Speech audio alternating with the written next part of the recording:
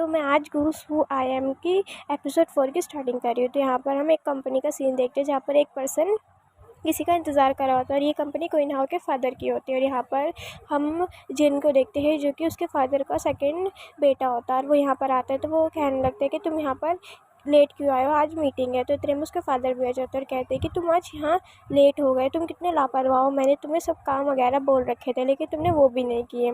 इतने में उनका असिस्टेंट ने समझाने लगता है कि ये ना बहुत ज़्यादा काम कर रहा है इसलिए लेट हो गया। लेकिन वो कहते हैं कि मुझे सब पता है कि ये कहाँ बिज़ी है, ये क्लब में गया था रात को और वहीं इसके साथ एक एक्सीडेंट हो गया, इसकी वजह से इसे चोट लग गई और ये कंपनी के काम वगैरह भी नहीं करता है। लेकिन फिर वो गुस्सा करके अंदर आ जाते हैं मीटिंग रूम में। तो मीटिंग रूम में उन्हें एक पर्सन बैठा हुआ दिखता है जो कि क्वीन हाउ होता है और सब उससे पूछ रहे होते हैं कि तुम कौन हो। सबसे पहले तो जिनी बोलता है कि तुम मेरे डैड की चेयर पे क्यों बैठे हो। तो फिर वो बताता है कि सबको पता नहीं है लेकिन मेरा नाम जी चैंग हुआन है। तो ये सुन के उसके फादर शॉक हो जाते हैं क्योंकि ये उनके पहले बेटे का नाम था। तो वो उससे कहते हैं कि तुम मेरे रूम में आके मुझसे बात करो। फिर वो उनके रूम में जाता है और हमें दिखाया जाता है कि क्वीन हाउ के फादर थे जिन्होंने इसको और इसकी मॉम को छोड़ दिया था और वो इन्हें देख के यहाँ पर शॉक हो गया था कि मेरे फादर इस कंपनी को संभाले लेकिन मुझे उन्होंने देखा भी नहीं। और सभी लोग यहाँ टेंशन में थे कि ये दोनों क्या बात करेंगे। सबसे ज़्यादा तो जिन टेंशन में था और ये एक ऑफिस में बैठ के बात कर रहे होते लेकिन कोई ना अपने फादर की तरफ देख भी नहीं रहा होता है और सिर्फ बाहर देखे जा रहा होता है। तो तो उसके फादर बोलते कि मैं कैसे मान लूँ कि तुम मेरे सन हो। तो वो कहते हैं कि अच्छा ठीक है, इसका एक सिंपल सा वे है, आप मेरा और अपना डीएनए टेस्ट करा लो। तो वो कहता है कि जो आप समझ रहे हो कि मेरी डेथ हो गई थी वो मेरे फ्रेंड की डेथ हुई थी उस इंसिडेंट में। उसके बाद वो कहते हैं कि ठीक है मैं तुम्हारा डीएनए टेस्ट करा लूँगा। फिर वो वहाँ पर उसका डीएनए टेस्ट करा लेते हैं और डीएनए टेस्ट से ये प्रूफ हो जाता है कि वो ही उनका रियल सन है। तो उसके बाद वो शॉक में ही चले जाते हैं कि मेरा रियल सन कैसे बच गया क्योंकि उसकी तो डेथ हो गई थी, उन्हें ये पता था। तो फिर वो कहने लगता है कि तुम सभी को लगता है कि मेरी और मेरी मॉम की डेथ 15 साल पहले हो गई थी लेकिन असली में ये हुआ था कि जब वहाँ पर आग लगी थी तो मेरी जगह मेरा फ्रेंड जो है वो मेरी मॉम के साथ उसकी डेथ हो गई थी और मैं बाहर रह गया था और उसके बाद मेरे फ्रेंड के डैड ने मुझे अडॉप्ट कर लिया था, इसका इसीलिए मेरा नाम क्वीन हाउ है।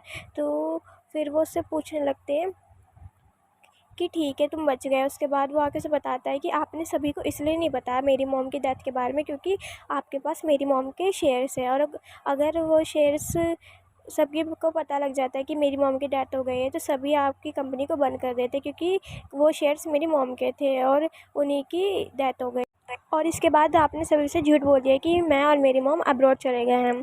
और अब वो उससे पूछते हैं कि तुम यहाँ करने के आए हो 15 साल बाद। तो उन्हें बताता है कि मैंने यहाँ कंपनी को टेक ओवर करने के लिए आया हूँ क्योंकि अगर आपने मेरे को ये कंपनी नहीं दी तो मैं अपनी मॉम के शेयर्स को ना सेल कर दूँगा, उसके बाद ये कंपनी आपकी भी नहीं रहेगी। तो उसके फादर तो शॉक हो जाते हैं कि क्वीन हाउ इतना मतलब कैसे बोल सकता है उनके बारे में। तो वो शॉक के मारे खड़े हो जाते हैं और उससे बोलने लगते हैं कि ठीक है लेकिन इससे पहले ना तुम्हें एक काम करना होगा। और फिर वो उसे बताने लगते हैं कि ठीक है मैं तुम्हें कंपनी हैंड ओवर कर दूँगा लेकिन मैं अभी भी श्योर नहीं हूँ कि तुम मेरे ही बेटे हो और तुम्हें इसके लिए एक और चीज़ करनी होगी।